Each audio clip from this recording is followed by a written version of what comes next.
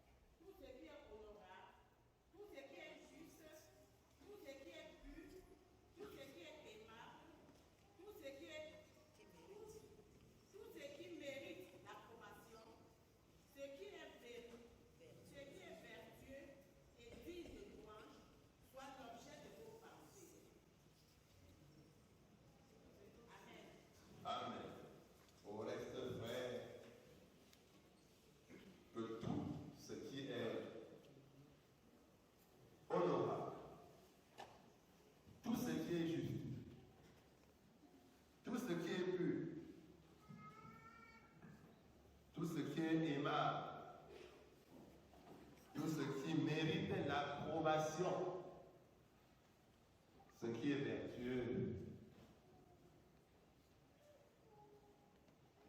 ce qui est digne de louange, soit l'objet de quoi? Lorsqu'on écoute bien ce passage, on pourrait le formuler en disant, en tenant compte du texte de l'Ancien Testament et de celui de l'Évangile,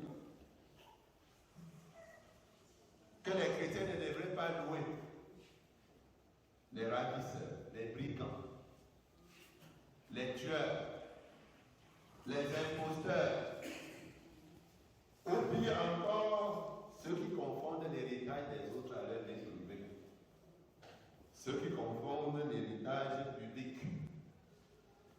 à leur bien privé.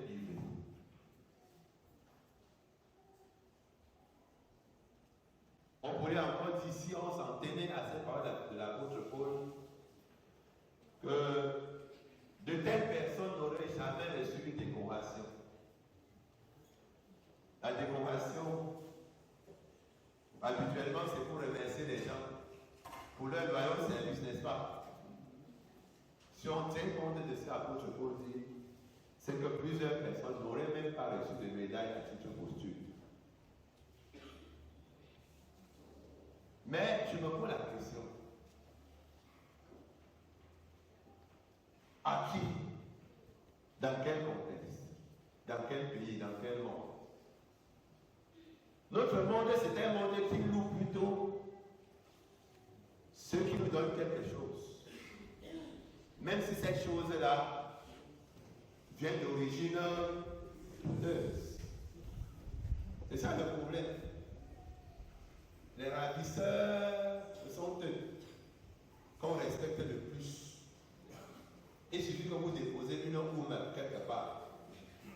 Et il y a un boss dans mon village. Et un boss dans mon quartier. L'argent de ce boss vient d'où? Ça ne nous intéresse pas. Si le pasteur qui a été à côté pauvre, même si tu poivron n'écoute pas, c'est le boss qu'on écoute. L'apôtre Paul, je ne sais pas à qui dit cette parole-ci. Nous sommes dans un monde. C'est le contraire qui est appliqué. Et nous sommes dans un monde qui est géré, contrôlé par les puissants, les forts. Et quand on regarde bien ce que les forts, les intérêts de ces forts sont totalement contraires aux intérêts du peuple. Totalement contraires. Jésus, dans sa parabole, il reprend le chant, le cantique de la vie d'Ésaïe, chapitre 7, chapitre 5. Texte que vous lire à la maison, mais c'est contenu dans la parabole de Jésus-Christ.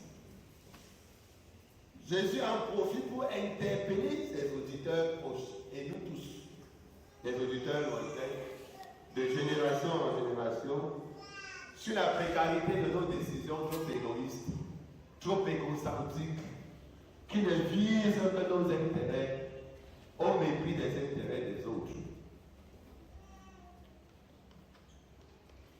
Ce qui est attirant dans la parabole de Jésus-Christ, c'est son actualité au milieu de nous. C'est que cette parabole colle à la réalité de notre vie de tous les jours. Et peut même expliquer pourquoi notre monde est dans les impasses, pourquoi notre monde est dans les guerres, dans les souffrances. Il s'agit d'un maître de maison, pas un propriétaire de maison, mais un salarié dans une maison. Sauf que ce salarié, c'est le prototype d'homme que chaque famille, chaque parent aimerait avoir. Prototype d'enfant que chaque parent aimerait avoir. Prototype de jeune que chaque société aimerait avoir. C'est un jeune qui a son salaire de maître de maison, mais qui pense que ce salaire, il peut l'exploiter autrement. Il peut diversifier ses sources de revenus. En le faisant, il va aider d'autres personnes. Il va soulager la souffrance d'autres personnes. Il va donner du travail à d'autres personnes. Et avec son salaire de maître de maison, il pense qu'il peut devenir un entrepreneur agricole. Tel que c'est même rare dans notre société aujourd'hui. Beaucoup de gens gagnent beaucoup d'argent, mais ne pensent pas qu'ils peuvent aller dans les zones d'agriculture pour créer des plantations, pour créer des choses, afin de résorber le chômage. Ce maître de maison achète un champ, il plante des plants de vie, il met une aire de sécurité autour, il construit une tour dans laquelle on va mettre les graines, les raisins pour presser, et il construit un pressoir. Il recrute les vignerons. Il leur fait confiance. Il faut déjà se dire que dans la parabole, selon le vécu des gens, personne n'oblige l'autre à créer un emploi. C'est chacun qui se dit, je peux créer un emploi. Personne. C'est pour ça que ce maître de maison, c'est un type qui a loué pour ses initiatives, ses entreprises. C'est quelqu'un qui aime sa société. Il n'est pas égoïste. Il pouvait ne pas le faire. Dans ce pays, on a vu des cadres de la République chez qui on a volé 500 millions. Ils n'ont même pas senti mal parce qu'ils avaient plus. Mais c'était dans leur maison. Ce n'était pas investi quelque part. On a vu d'autres cadres en train de brûler une chambre remplie d'argent. C'était dans la chambre, ce n'était pas investi. Tout récemment, dans un pays voisin qui a eu trop de problèmes, on a vu des sacs et des sacs et des sacs et des sacs, des milliards. Ce n'était pas investi quelque part. Mais la caractéristique de ce maître, c'est qu'il a créé une vie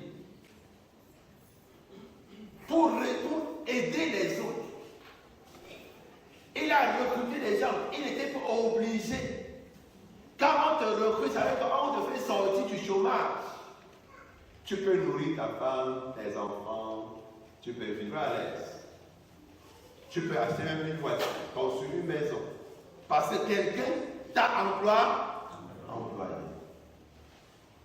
Mais la déception de ce maître de maison, c'est qu'au moment où il espère tirer quelque chose de son investissement, il envoie ses serviteurs, d'abord 3. Les 3 sont un est tué, l'autre est copieusement fouetté pour qu'il rentre dire à son patron que les gens ne blaguent pas.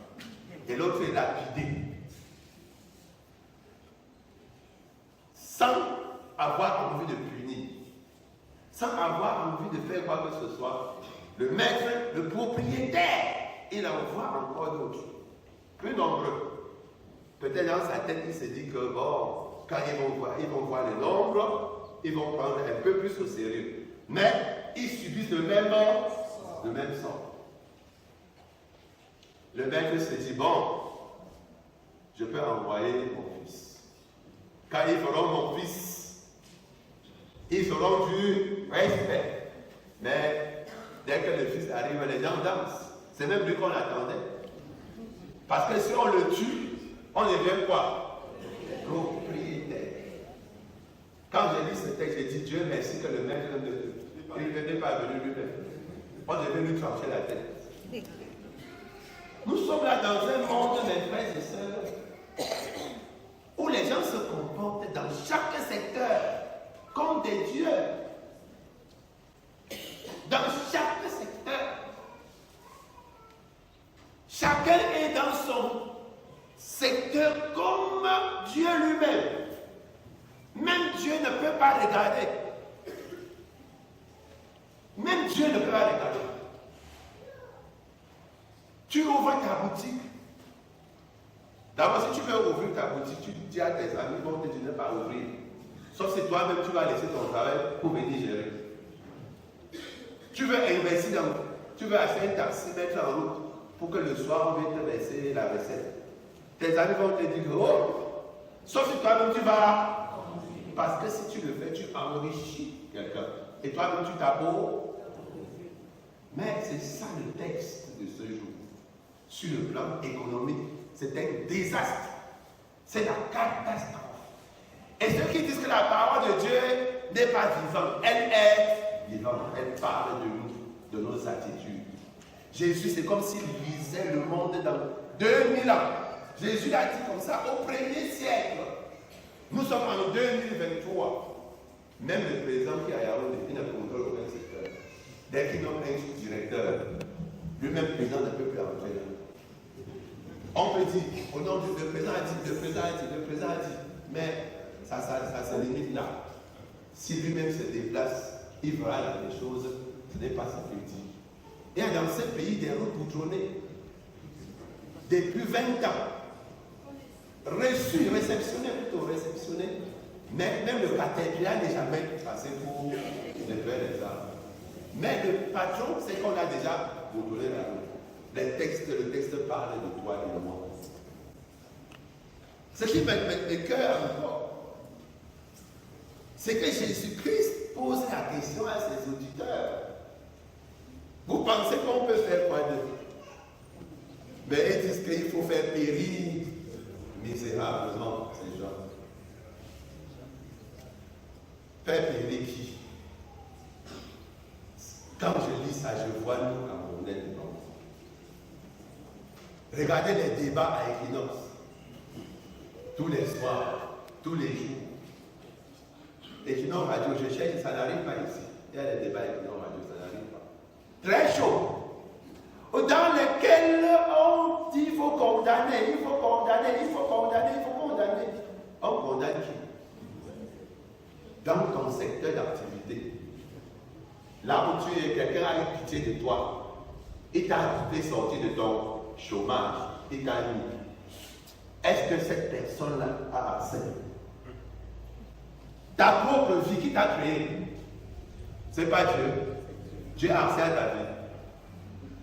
Est-ce que Dieu a accès à ta vie? Mais ça, tu sais, ta vie, c'est-à-dire Dieu reste d'abord là-bas. C'est ce que Jésus dit.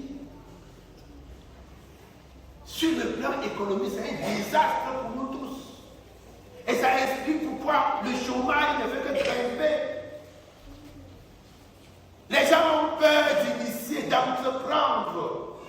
Parce que tu entreprends, tu perds tout. Tu mets la dans une affaire, tu perds tout. Parce que nous sommes un pays de petits dieux, petits rois, dans chacun dans son secteur.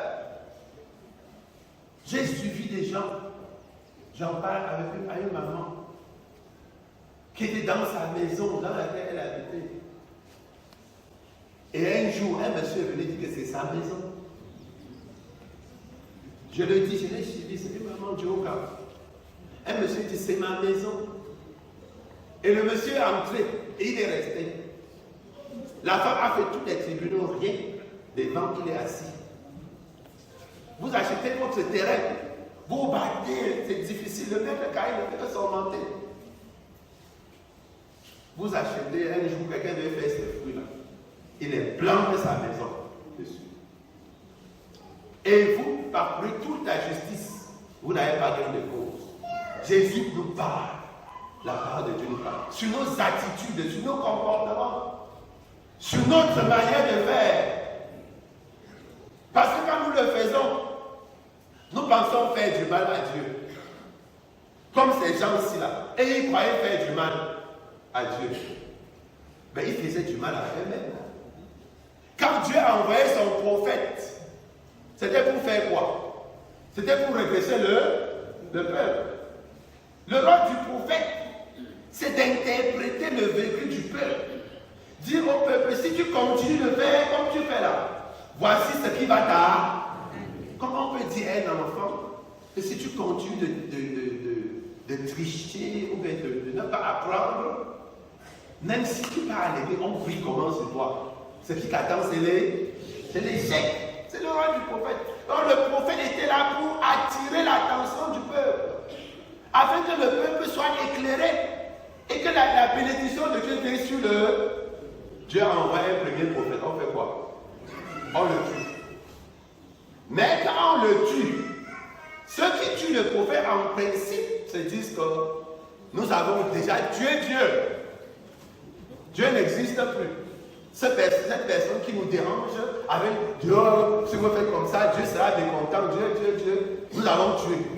Mais chaque fois qu'il tuait un prophète, d'autres, Dieu suscitait un autre prophète. Vous tuez, il suscite un autre. Vous tuez, il suscite un autre. Et quand le moment est venu, dans le plan de salut de Dieu, il a fait quoi? Il a envoyé son fils. Les gens l'ont toujours tué. Regardez les textes dans la mort de Jésus. Les ténèbres ont couvert le monde entier. C'est les gens qui jubilaient en disant que c'est monsieur qui a dit qu'il était lumière. Il est déjà éteint. C'est les ténèbres qui règnent. C'est ça les ténèbres, c'est ceux qui veulent l'éteindre, c'est ceux qui se comportent comme ces vignerons. On vous investissez, mais vous envoyez, vous venez pour demander même ce que ça a donné. On vous tue plutôt. C'est le règne des ténèbres, le règne de la méchanceté, du mal, sans aucune crainte, sans respect, sans volonté de lumière. Mais quand les gens ont tué Jésus-Christ, pendant qu'ils célébraient la victoire, 3 jours après, qu'est-ce qui s'est passé? On ne tue pas Dieu. Vous pouvez tuer les serviteurs de Dieu. Vous pouvez haïr les serviteurs de Dieu. Vous pouvez même déchirer la Bible. Mais vous ne pouvez pas tuer Dieu. Dieu trouvera toujours des pistes, des moyens par lesquels il va faire jaillir sa lumière. Et chaque fois, peuple de Dieu, chaque fois que nous avons protégé notre vie, jusqu'à ce que la lumière de Dieu n'éclaire pas un secteur de notre vie, chaque fois que nous sommes dans un domaine particulier et que nous faisons la promotion de l'obscurité là-bas, du mal et tout, nous sommes comme ces gens qui ont tué les prophètes. Nous sommes comme eux. Et la parole de Dieu nous interpelle fortement ce matin. Si tu vis cette situation et que tes investissements sont ruinés, tu as essayé ici. Les gens ont ruiné, tu as essayé là. Il y a beaucoup de carnets ruinés par ces gens de vignerons. Ils sont pleins qui sont rentrés au village parce qu'ils voulaient aider les gens. Mais l'apôtre Paul nous donne un secret ce matin, toujours dans Philippiens 4. Que chacun lise les versets. Verset 6. Parce que c'est là, tu nous plonges dans l'inquiétude. Où tu ne sais même plus quoi faire. Mais Paul dit quoi au verset 6? Quelqu'un lit. Au Shabbat. Là-bas, en haut, quelqu'un lit. Verset 6. Ne vous inquiétez pas, mais en toute chose, faites connaître vos besoins à Dieu par des prières et supplications avec des actions de grâce. Ceux qui ont vécu cette situation, je peux vous dire, ceux qui ont envie d'être comme le vigneron, comme le maître de l'art, n'ayez pas peur. Confiez votre situation à demander à Dieu, Seigneur, je veux des vrais vignerons, pas des gens qui vont venir me ruiner. Si vous avez même votre affaire qui est quelque part, priez que Seigneur, que les ouvriers qui sont dans mon affaire là, ne soient pas des gens qui vont mourir. Et vous-même, dans votre secteur d'activité, si vous faites la promotion de l'obscurité, des ténèbres, sachez que vous êtes parmi ceux qui chassent le Saint-Esprit, qui ne veulent pas que le Saint-Esprit éclaire. Et quand vous allez chasser, vous voulez que le Saint-Esprit n'éclaire pas, vous faites la promotion du mal. Jésus vous dénonce dans ce passage, afin que vous changez votre comportement. Pas pour Jésus, Jésus, lui, il est Dieu. C'est pour nous-mêmes. Quand nous vivons la parole de Dieu, quand nous marchons sur la parole de Dieu, quand nos structures sont éclairées par la lumière de Dieu, ça profite à tout le monde. Mais quand nous pensons qu'on peut jongler, la jonglée va retourner sur nous-mêmes. Que Dieu bénisse en nous sa parole. Amen.